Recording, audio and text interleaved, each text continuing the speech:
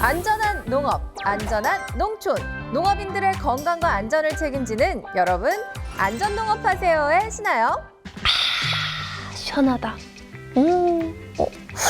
저기 영롱 씨. 좋다. 영롱 씨. 사실 지금 제가 퀴즈 내고 있는 중이에요. 네? 점점 날이 더워지잖아요. 여름철 농작업을 안전하게 하기 위해 꼭 지켜야 하는 가장 기본적인 수칙 3가지가 있는데 그걸 제가 몸소 보여드리고 있는 겁니다. 혹시 그거? 바로 그거예요. 여러분들도 지금 제 모습을 기억해 두셨다가 오늘 영상이 끝날 때 정답을 맞춰보세요. 자, 좋습니다. 영롱 씨 말처럼 여름철 고온에서의 농작업은 각별한 유의가 필요한데요. 이번 시간에는 여름철 농작업 요령과 건강관리 방법에 대해서 알아보겠습니다. 여름에 엄청 더운 날을 폭염이라고 하는 건 알겠는데 정확한 기준이 있나요? 통상적으로 33도 이상의 고온인 상태를 폭염이라고 합니다. 온도가 급격하게 상승하면 건강에 심각한 악영향을 미칠 수 있기 때문에 폭염주의보나 폭염경보와 같은 특보를 내리기도 하는데요. 우리 농업인들은 야외 활동 등이 많기 때문에 더운 날씨를 특히 조심해야 하는 겁니다. 자, 그렇다면 무더위 속에서 농작업을 할 때 어떤 질환이 발생할 수 있고 또 우리는 어떻게 대처해야 하는지부터 알아볼까요? 가장 많이 떠올리시는 게 아마 열사병과 일사병일 겁니다. 우선 열사병은 고온 다습한 환경에 갑자기 노출되었을 때 몸속의 열을 배출하지 못해 발생합니다. 땀이 나지 않아 피부가 건조하고 뜨거워지면서 체온이 40도 이상 상승하고 현기증, 오심, 구토, 헛소리, 심하면 의식을 잃고 쓰러질 수도 있습니다. 환자의 옷을 시원한 물로 흠뻑 적시거나 선풍기 등으로 시원하게 해줘야 하고요. 의식이 이상이 있으면 즉시 응급실로 후송해야 합니다. 열탈진으로도 불리는 일사병은 강한 햇볕에 장시간 노출되면 발생합니다.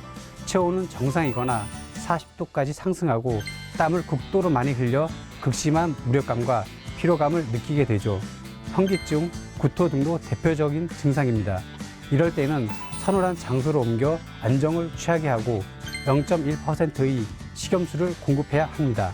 땀을 많이 흘려 과도하게 식염수 보충 없이 물만 많이 마시면 열 경련이 일어날 수도 있습니다. 사직은 복근 등의 근육 경련이 30초 또는 2분에서 3분 동안 지속적으로 발생하는 상태를 말하는데요. 이럴 때는 0.1%의 식염수를 먹이고 경련 발생 시 근육 마사지를 해줘야 합니다. 폭염 환자가 발생했을 때 응급처치 다시 한번 쉽게 정리해 드릴게요. 하나, 의식이 없는 경우에는 즉시 119에 신고한다. 둘, 시원한 곳으로 이동시키고 옷을 헐렁하게 해준다. 셋, 목과 겨드랑이에 생수병을 대어 체온을 낮춰준다. 넷, 환자 의식이 명료하다면 그 경우에만 시원한 물이나 이온 음료를 마시게 한다. 어때요? 어렵지 않죠? 자, 이처럼 무더운 날 농작업을 하면 건강에 무리를 줄 수 있습니다. 하지만 이를 알면서도 무더운 날 농작업을 해야만 하는 상황이 있으실 텐데요. 그럴 때는 어떻게 해야 할까요? 꼭 기억하셔야 하는 무더위 농작업 수칙은 3가지입니다. 물 섭취, 충분한 휴식, 그늘 만들기인데요.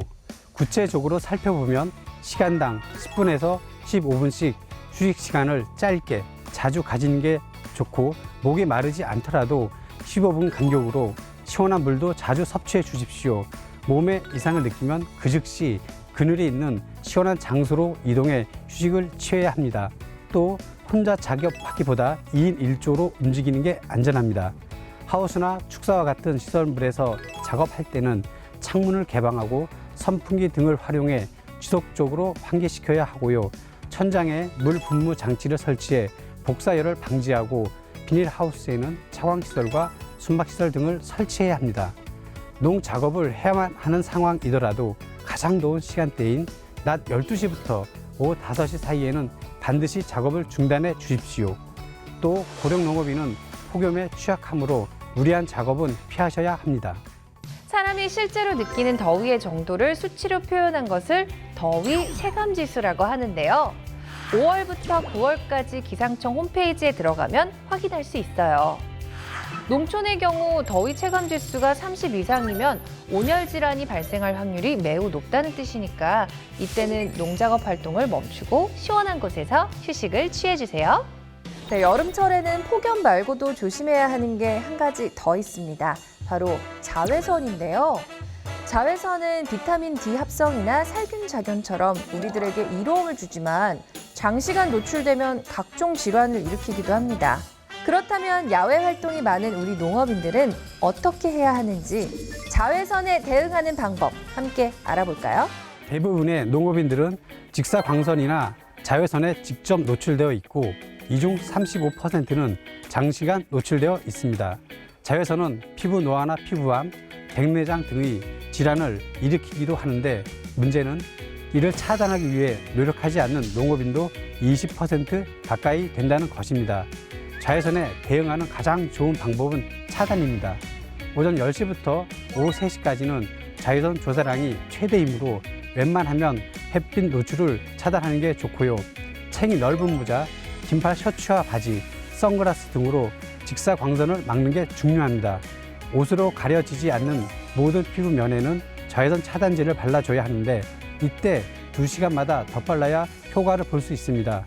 또 내가 사는 지역이 자외선 지수를 확인해서 지수가 높은 날은 외출을 삼가하거나 보호를 강화해야 한다는 것 기억해 주세요. 자외선을 차단하려면 이렇게 다양한 보호 장비를 사용해야 합니다. 하지만 어떤 걸 선택해야 하는지 헷갈리실 텐데요. 영농 씨가 확실하게 알려주세요. 네. 자, 먼저 선글라스부터 볼게요. 렌즈색이 진해야 자외선을 잘 차단할까요? 아닙니다. 선글라스의 UV 마크만 확인해 주세요. 그러면 자외선을 거의 완벽하게 차단할 수 있습니다. 또 긴 옷을 입어서 피부를 보호해야 하고 검정 계열 옷은 열 흡수량이 많기 때문에 자외선 차단도 잘 되고 열을 적게 흡수하는 흰색 계열의 옷을 선택해 주세요.